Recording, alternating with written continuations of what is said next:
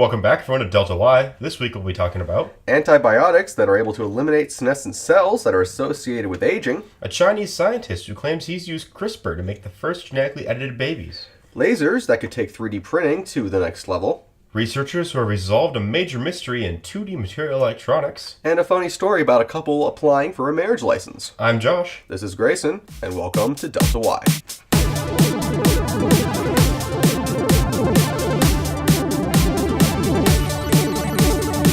So our first article for this week is about antibiotics that can eliminate senescent cells associated with aging.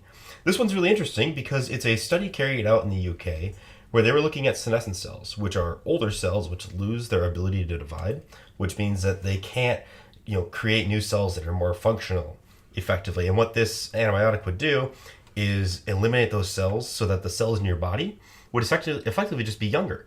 So you wouldn't be having this old cells that are dying off and not moving, which this would increase the level at which you start to age. So you wouldn't age so fast. You'd age at a higher age, if that makes any sense. Okay, it essentially increases your health span. There's two different kinds. There's your lifespan, which is how long you live, essentially, and your health span, which is how long you get before your organs start to not function properly due to these senescent cells. They have a very huge effect when it comes to aging and how organs operate, stemming from tissue to actual organ disorders. So I put this in terms of my life, like if I can think about this. So like it's like your car. So if you leave old oil in it, you don't replace your oil, that's going to clog up your engine. Whereas if you can replace your oil, or in this case, replace your cells, you're going to be that's going to be a healthier part of your life. Mm-hmm. Which I think currently, like up to about the ages, in your 70s is when you really start to lose that health part of your life. Mm-hmm.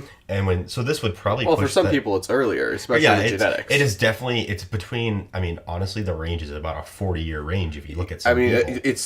I don't think this is directly correlated, but with senescent cells, but I remember hearing this from Tim Ferriss that almost everyone has precancerous cells by the time they're 40. Like genetics can't even account for something like that. But this, we can definitely start to combat in terms of health span. And my understanding, if I think about cancer, the idea is it's a cell that, it's become stupid and it just keeps reproducing itself. Yep, it doesn't know when to go into apoptosis. Exactly. So this would essentially be a smarter way it's kind of teaching that cell, don't go into crazy mode, don't do that. I am not very technical with my medical terms. I'm sorry, everybody.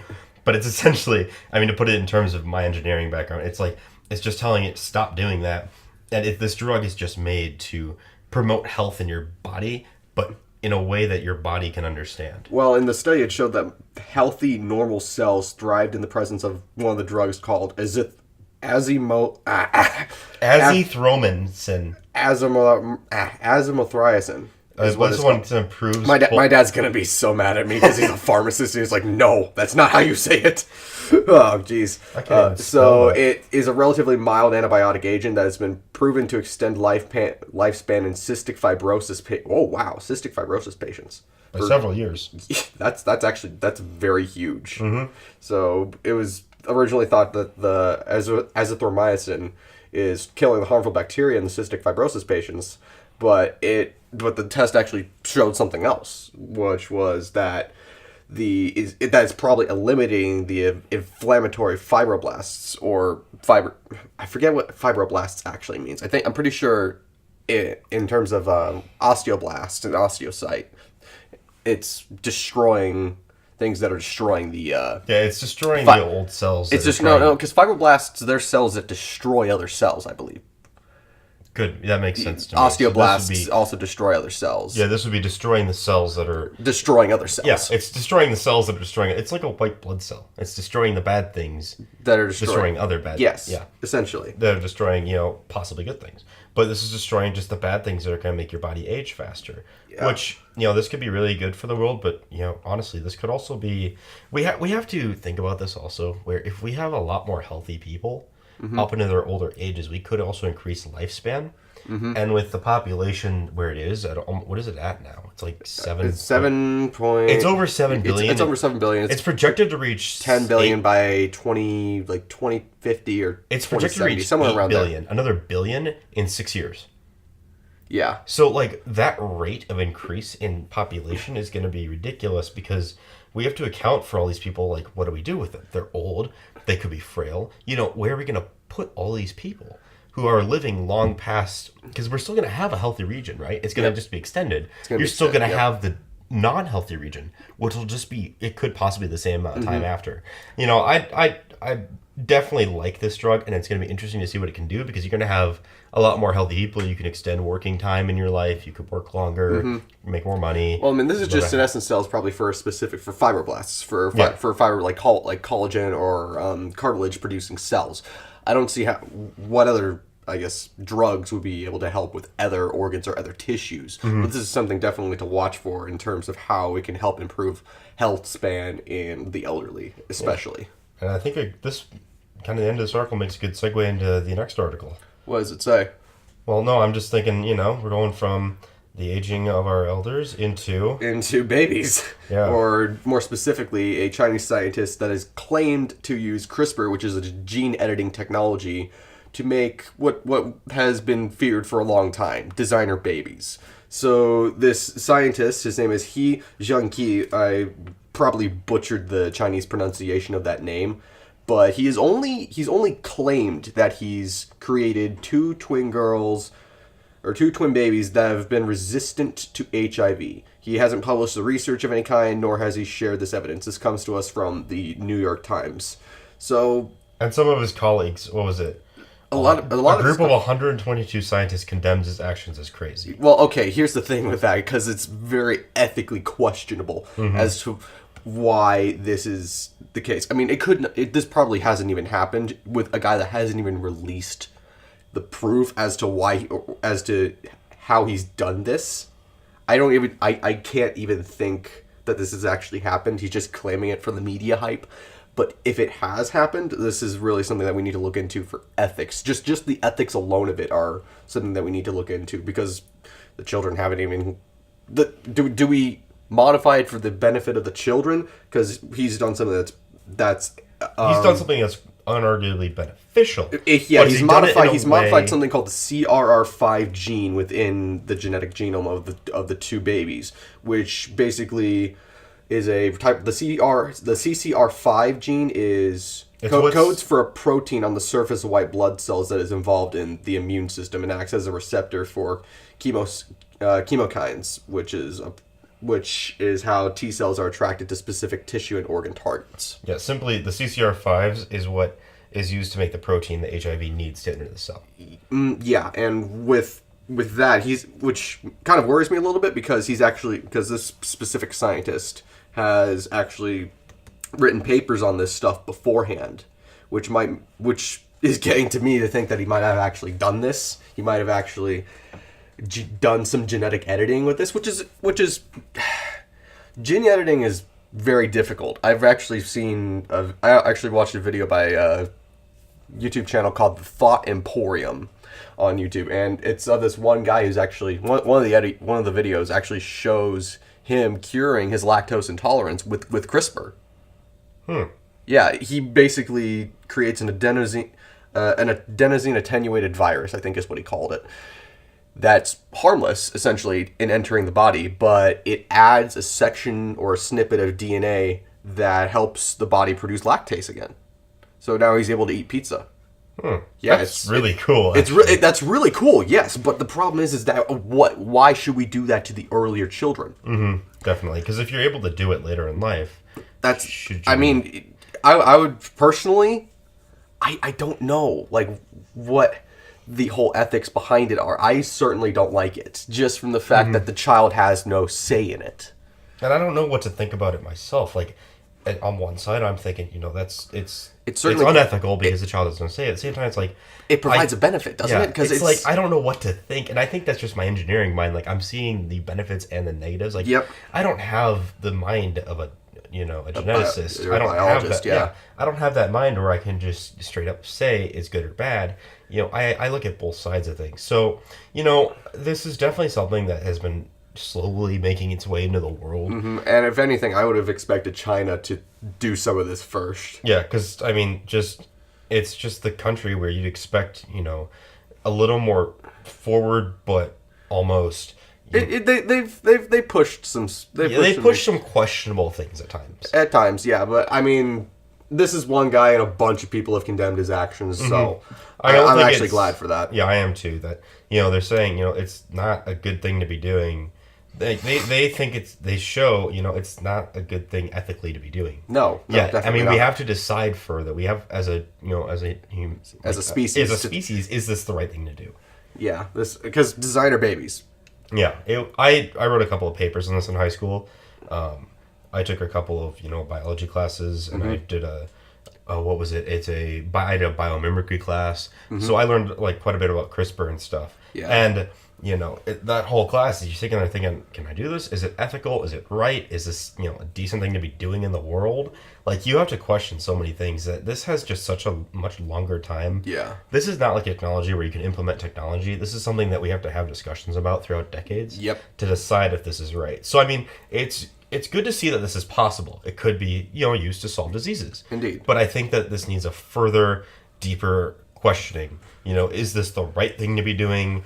And this is going to take, the world coming together going, should we be doing this? Where is it going to benefit us? Where is it going to negatively go against us? Are people going to be creating, another version of us? They're going to be creating a quote unquote super race where they're this is going to be... That's where I see the complete negative side of it. Exactly. So, this is something that I think is going to take time to fully develop. Yeah, but taking our eyes off of biology and more onto technology. Yeah, so this article is about lasers that could take 3D printing to the next level. And I was reading this what could you use lasers for? Well, currently if you want to use, this is kind of sound weird, if you want to use ceramics, you really need high temperatures and you have to, forge them almost. But what this technology does is it allows you to 3D print with ceramic products, which includes batteries, solar cells, and ceramics. So many things use ceramics because they're both super brittle but super solid. They can be conductive if you do it right, and they can be unconductive if you do it right. You mean insulative? Thank you. That's a bad thing for me to say. I should know that word. You should know this. You're an EE. I know. So I mean, this is really cool. So where the 3D printer will put down a layer of ceramic and a laser sinters it at the same time. Sinters it. Yeah. I can read. Yep. So what this does is it eliminates the need for a furnace. Yeah. And the cool use of this would be to 3D print an electrolyzer made out of 4 different types of ceramics without using a furnace. Yeah. I mean, I've read of stuff like this, like selective laser sintering. This has happened with, I think, nylon, certain nylon atoms, or heck, even, I think, certain irons. With certain 3D printing technologies, the thing must have cost at least $200,000 to create, probably $1 million. Or even no, because these were desktop technologies, quote unquote desktop technologies, but they were at least $2,000 at least.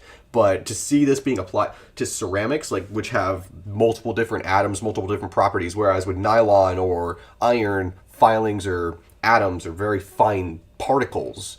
Those are basically a homogeneous mix of a singular atom. I'm interested to see how they actually would have done this. I would have liked to see a video on here. And I'm sure it's a long process. I mean... Well, it is, but it's very beautiful seeing each layer go in. Watching 3D printing is probably one of the most satisfying things you can do. Yeah, I know we've covered a lot of 3D printing here on the podcast, but it's such an emerging field that's created so much benefit to the world. Just inherently. Yeah, I mean, it's just benefits. Yes, there might be drawbacks. Yeah, because the ultrafine particles we discussed last week. But the incredible amount of benefits that you could create, and this would, the ceramic printing would open up a whole new door. I mean, you could print the examples here. Let's see, a car fuel cell that could be emailed to a factory. So you could just email your files, and you could just print your thing instead of waiting a few days for it to deliver. You could just take hours. Indeed. I mean, and this could, I don't know, the ceramics is a whole field of engineering itself. Yeah, it's a whole materials engineering. I know, and it's that ceramics I think are going to be one of our next revolutions. I mean, we've already hit them, but there's just, I think, so much more they could do. Indeed. So this is definitely something to be interested in. I mean, I'd recommend following this, you guys, because this could really change manufacturing of ceramics. Yeah, this came out of physics.org. For those of you that are looking for the links, we'll put them in the description. And if you're wondering, it's from Clemson University. So, I mean, relatively reputable, quite a bit of money. And they won, let's see, so they got a $1.6 million research with the U.S. Department of Energy's Office of Energy Efficiency and Renewable Energy. Yeah, that's I think their ideas is to print batteries and solar cells. Batteries and solar, yeah, and I mean, this kind of ties into what our professor was talking about earlier in the week about trying to pretty much have everything powered by solar cells. I mean, one of our professors here went on a little rant during our circuits class where, he thinks that within our lifetimes, probably not his lifetime, he pointed out, but within our lifetimes, he'd be able to see us, if we got someone who could make the change where they required every house to have solar cells and battery packs, we could go to 100% self-sustaining, non-burning society in a matter of decades. Like non-coal burning, yeah. Non-burning anything. Coal, fossil fuels, natural gas. Yeah, pretty much anything. I mean, I'm fairly skeptical of it being within our lifetimes, but maybe near the end of our lifetime. Well, I'm just worried about the economics of it. How we'd have to hit a very large reserve of silicon or other semiconductor materials to make that cheap enough just for us to get a lot of these things. I'm trying to remember. I was reading an article. They're working on space mining, right, on asteroids. Aren't asteroids used? They sometimes have abundances of silicon. Yes, but again, that's going to cost a lot of money just to even get to the asteroid. You're not even talking about getting the material back. That's something that's obviously explored. We have a space mining team here at Iowa State that are looking for things to do, but it's going to be interesting to see how we can increase that. And would SpaceX take a lead on this? That's a question that I think we all have to ask. How are companies going to employ that? Because once we do find out that it's cheaper to when we start running out of materials on Earth, if someone finds out it's cheaper to go to an asteroid and take it and fly it back, that's going to be a whole nother thing. Because I was watching a video the other day how we're slowly filling up our orbit with trash and discarded rocket parts. So I think it was estimating a few hundred years we wouldn't be able to leave the Earth if we kept up this rate without collecting the trash. Yep. So this is something we'll have to balance out. And back to this whole, I got way off track there. But back to this, this 3D printing, or this technique is going to be really cool to see. And, it's going to be interesting to see how it can definitely impact our lives. Yep. All right. And again, with technology, we got an article coming from Science Daily describing how researchers resolve a major mystery in 2D material electronics, coming from Singapore University of Technology and Design, where researchers have discovered a one-size-fits-all master equation that will be able to pave the way towards better 2D material electronic design. So this comes from this whole equation arose out of the Schottky diode. This is I'm assuming you know what this is. This is basically a diode that we actually started covering diodes in our class. Yeah, we just started diodes up again. Basically, diodes are a material that allow current to flow in one direction but not in the other way, normally speaking, in a circuit. Schottky diodes are a variation of a regular diode, and it's a tremendously useful component in 2D material that in modern electronics, and they've been fabricated using 2D materials techniques that have attracted major research spotlight in recent years due to the great promises in the practical applications such as transistors, rectifiers, radio frequency generators, and a whole bunch of other stuff. And the cool thing here is I'm reading in this, trying to learn a little more about Schottky diodes, they follow like a one-size-fits-all, so you can just universally scale them up as you go. Yep. So you don't have to worry about certain equations. It's just a constant linear. It's not. I shouldn't say linear. It's just a universal scaling law. So you don't have to worry about is this actually going to work? Do I have to test it? It's does the equation match out? It's going to work. Yep, pretty much. This is.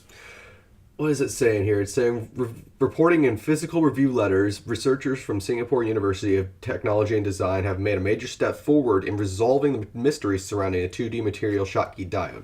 By employing a rigorous theoretical analysis, they have developed a new theory to describe different variants of 2D material-based Schottky diodes under a unifying framework. The new theory lays down a foundation that helps to unite prior contrasting models, thus resolving a major confusion in 2D material electronics. And this, you said it's basically you don't have to test the thing so much as just test to see if the if it works. I mean, if the equation works, right? Yeah, you have to test the equation once, and then once you know the equation works. I mean, I shouldn't say once. Once you test your equation and you prove your equation, just make sure that the materials themselves verify that out. You'd have to do a check on materials and manufacturing. But obviously, if you know that the equation works out, you don't have to keep running tests on everything. Yeah. So this can be scalable with semiconductors that are as quantum as well as with that are quantum as well as made with graphene, silicon, germanium, statinine, or transition metal. Don't even try. Dicalcogenines in thin films or topological solids. Yeah, that was hard for me to say. I'm having trouble reading that. We'll put it that way. Yeah, it's a Saturday, man. It's a Saturday. Oh, boy. So this provides a simple tool for the extraction of Schottky barrier height, or a physical quantity that's critically important for the performance optimization of 2D material electronics. So this could, from my understanding of that, we're going to be creating diodes that are going to be faster, more effective, more efficient, not going to randomly explode. They don't explode so much as they burn because they're made out of metals rather than. Yeah. So that would just burn. Yeah, most but likely. we'd be dealing with a more stable diode. Yeah, that'll be interesting to see. Definitely. Now for our funny article of the day, you wanna read this one out? Oh dear. So a couple was forced to prove that New Mexico is a state when they were applying for their marriage license. So jeez. For some reason, so this guy who ran for New Mexico Secretary of State, his name is Gavin Clarkson. Yeah, the District of Columbia clerk thought he was a foreign citizen because he thought, I think that the clerk didn't read New Mexico, he read Mexico. No. She read New Mexico. They read New Mexico. When you are from a flyover state, when you're applying for a marriage license, give them your New Mexico driver's license, and they come back and say, my supervisor says we cannot accept international driver's license. Do you have a New Mexico passport? That's from the guy's Facebook post. And then he goes, this is kind of funny a little bit further down, he goes, apparently it would have been easier if I had shown her my tribal ID. Oh, dear. Which is, this is just hilarious to think that, it's this day and age and people still don't understand that there are 50 states and... I thought this was like 4th grade knowledge to know all the states. Yeah. I bet you if you asked half this population, we probably couldn't even tell you where they were on the map. Yeah, myself included, probably. Well, I can get New Mexico. I know where that is roughly. Yeah. It's by Nevada. Yeah. In Arizona. It's the Southwest. Yeah. I might have been exaggerating there. Ask me to find Morocco on the world map. I don't think I'll be able to figure that one out. Pretty sure I know where that one is. I'm not even going to try. I'll embarrass myself on the internet, which I really don't like embarrassing myself on the internet. Yeah, I think we've already done that enough. Well, yeah, but the good thing is, eventually they figured out, oh yeah, that is our state. This was in D.C. So eventually they figured out, oh yeah, that's a state. That's a state. And eventually the wedding ceremony was held not long after they got this all resolved. So it's good to know that it ended properly. Everyone got a good kick out of it. Yeah. And it turned out to be a little bit of a hiccup, but it's pretty funny to see that this kind of thing still happens. Yeah. Oh my gosh. All right. Well, that about wraps it up for this episode of the podcast. I'm Grayson. I'm Josh. Stay creative, and we will see you next time.